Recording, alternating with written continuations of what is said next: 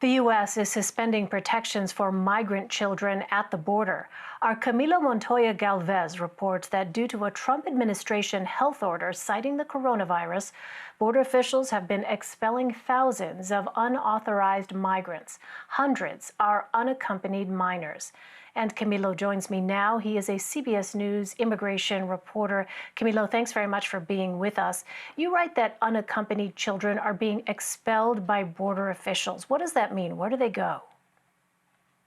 Sure. So under U.S. law, Elaine, unaccompanied migrant children who arrive at the southern border without their parents or legal guardians are generally supposed to be transferred to the U.S. Refugee Agency.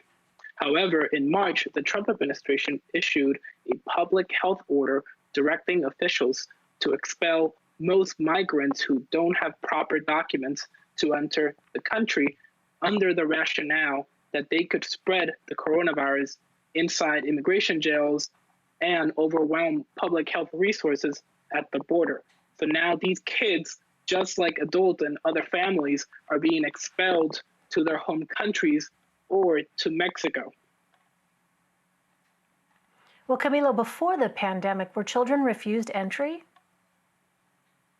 No, like I said before, under U.S. law, these children are supposed to be transferred to the Office of Refugee Resettlement, where they are housed in shelters, provided with legal counsel, child advocates, and where they can go through regular immigration proceedings, seek humanitarian protections like asylum, and hopefully be reunited with a family member here in the U.S. or to a sponsor. So this is a seismic shift in U.S. immigration policy. And Camilo, you obtained government data that shows the impact of this directive. What more can you tell us? Sure, we learned through the statistics we obtained from the U.S. Refugee Agency that only 58 unaccompanied migrant minors were sent to the office in all of April. This is a huge drop from the numbers that the agency is used to on a monthly basis. In March, the agency received nearly 2,000 unaccompanied migrant minors. That dropped to 58 just in April, because most of them, as we now know, are being expelled to their home countries under this public health order. Well, Acting Customs and Border Patrol Commissioner Mark Morgan says minors, quote, pose an absolute concrete public health risk to this country. How is the administration justifying this policy? Yeah, top administration officials like Customs and Border Protection Commissioner Mark Morgan have said that migrant children, just like adults and just like families, pose the same threat, the same public health threat to the U.S. Than any type of migrants because they could carry this disease. But advocates argue that although the administration is saying that this is not a matter of immigration policy, that this is a matter of public health, the advocates argue that the administration has sought to do this for a long time, and this is to restrict humanitarian protections to children and other asylum seekers.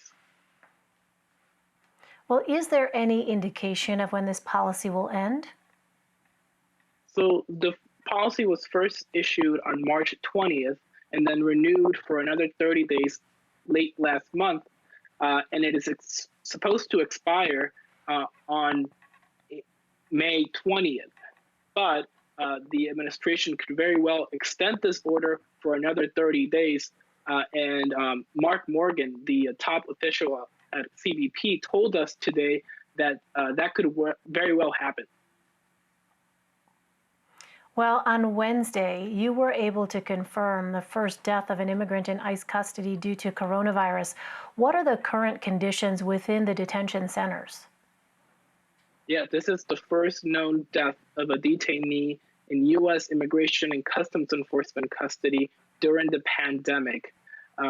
More than 700 immigrants in ICE custody have tested positive for the coronavirus. The infection rate currently hovers around 50%. About 50% of detainees who have been tested by the agency have tested positive. And this has concerned advocates who feel the agency has not taken sufficient steps to protect detainees. One of these steps that advocates are calling for is for the agency to release large numbers of detainees. Well, how has ICE responded to those concerns from detainees and their advocates? Yes, the agency has maintained that it is taking all the necessary steps to protect staff and detainees, and that it has identified 900 detainees so far that it has released because it determined they face an increased risk of severe illness if infected by the coronavirus because of their medical conditions or age. All right, it's an important story. We know you'll continue to follow it. Camilo Montoya-Galvez for us. Camilo, thank you very much.